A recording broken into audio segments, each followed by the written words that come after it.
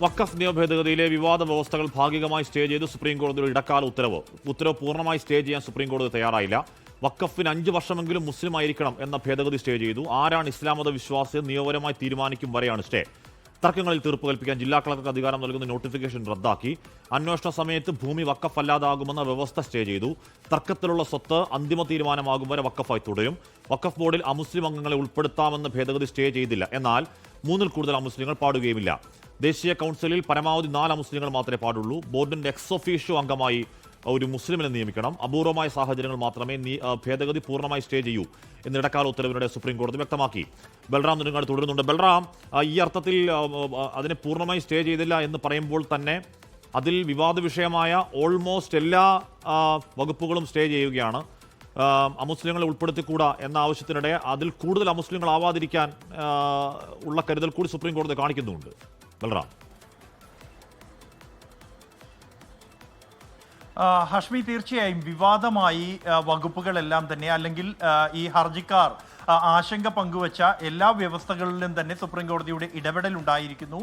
ഈ ഇടക്കാല ഉത്തരവിലൂടെ സുപ്രീം കോടതി സ്റ്റേ ചെയ്തിരിക്കുന്നു എന്നുള്ളത് ശ്രദ്ധേയമാണ്. കേന്ദ്ര സർക്കാരിനെ സംബന്ധിച്ചിടത്തോളം ഇത്തരത്തിൽ ഒരു പാർലമെന്റ് പാസാക്കിയ ഒരു നിയമത്തിൽ ഇത്തരത്തിൽ സുപ്രീം കോടതിയുടെ ഭാഗത്തു നിന്നും ഒരു ഇടപെടൽ ഉണ്ടാകുന്നു എന്നുള്ളത് തിരിച്ചടി തന്നെയാണ്. പ്രധാനമായും ഒരു വ്യക്തി വഖഫ് ആയി സ്വത്ത് സമർപ്പിക്കുന്നതിന് 5 വർഷമെങ്കിലും മുസ്ലിം ആയിരിക്കണം, മുസ്ലിം മതം അനുഷ്ഠിച്ചിരിക്കണം എന്നുള്ള വകുപ്പ് നിബന്ധന, അത് സെക്ഷൻ 3R, ഇത് സംസ്ഥാന നിയമങ്ങൾ രൂപീകരിക്കുന്നത് വരെയാണ് സുപ്രീം കോടതി സ്റ്റേ ചെയ്തിരിക്കുന്നത്. അത്തരമൊരു നിയമ സംവിധാനം ഇല്ലാതെ ഈ വ്യവസ്ഥ ഏകപക്ഷീയമായ ഒരു അധികാര വിനിയോഗത്തിലേക്ക് നയിക്കുമെന്നാണ് സുപ്രീം കോടതിയുടെ നിരീക്ഷണം ഈ ഒരു നടപടിയിലൂടെ അല്ലെങ്കിൽ ഈ ഒരു വ്യവസ്ഥ സ്റ്റേ ചെയ്യുന്ന ഘട്ടത്തിൽ നടത്തിയിരിക്കുന്നത്.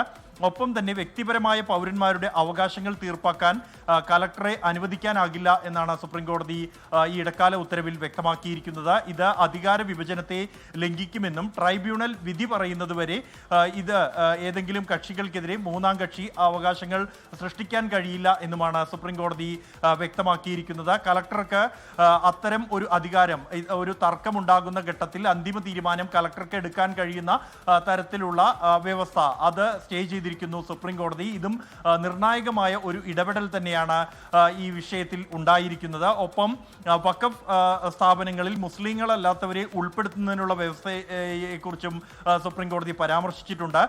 തൽക്കാലത്തേക്ക് സംസ്ഥാന വഖഫ് ബോർഡിൽ 3-ൽ കൂടുതൽ മുസ്ലിങ്ങളല്ലാത്ത അംഗങ്ങളെ ഉൾപ്പെടുത്തരുത് എന്നും അപ്പോൾ ആകെ 4-ൽ കൂടുതൽ മുസ്ലിങ്ങളല്ലാത്തവരെ ഉൾപ്പെടുത്തരുത് എന്നുമുള്ള നിർദ്ദേശമാണ് ഈ ഒരു ഇടക്കാല ഉത്തരവിൽ സുപ്രീം കോടതി നൽകിയിരിക്കുന്നത്. വഖഫ് സ്വത്തുക്കളുടെ രജിസ്ട്രേഷൻ ആവശ്യത്തെ സുപ്രീം കോടതി അതേസമയം സ്റ്റേ ചെയ്തിട്ടില്ല എന്നുള്ളതും ശ്രദ്ധേയമാണ്.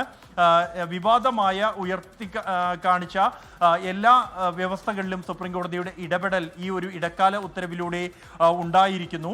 വഖഫ് ബോർഡുകളിലേക്ക് അമുസ്ലിം അംഗങ്ങളെ നാമനിർദ്ദേശം ചെയ്യാൻ അനുവദിക്കുന്ന വ്യവസ്ഥ അതേസമയം സുപ്രീം കോടതി സ്റ്റേ ചെയ്തിട്ടില്ല എന്നുള്ളതും ശ്രദ്ധേയമാണ്.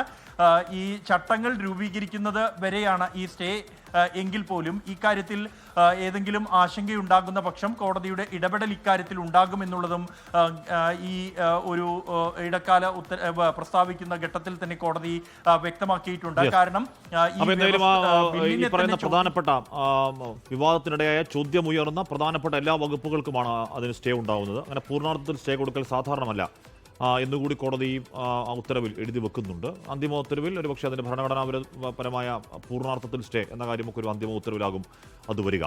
ലോകത്തെവിടെയായാലും ഏത് സമയത്തും 24 വാർത്തകളും ഓഗ്മെന്റഡ് റിയാലിറ്റി പാക്കേജുകളും എക്സ്പ്ലെയിനറുകളും വിശദമായി കാണാൻ ഞങ്ങളുടെ യൂട്യൂബ് ചാനൽ നിങ്ങൾക്ക് സബ്സ്ക്രൈബ് ചെയ്യാം.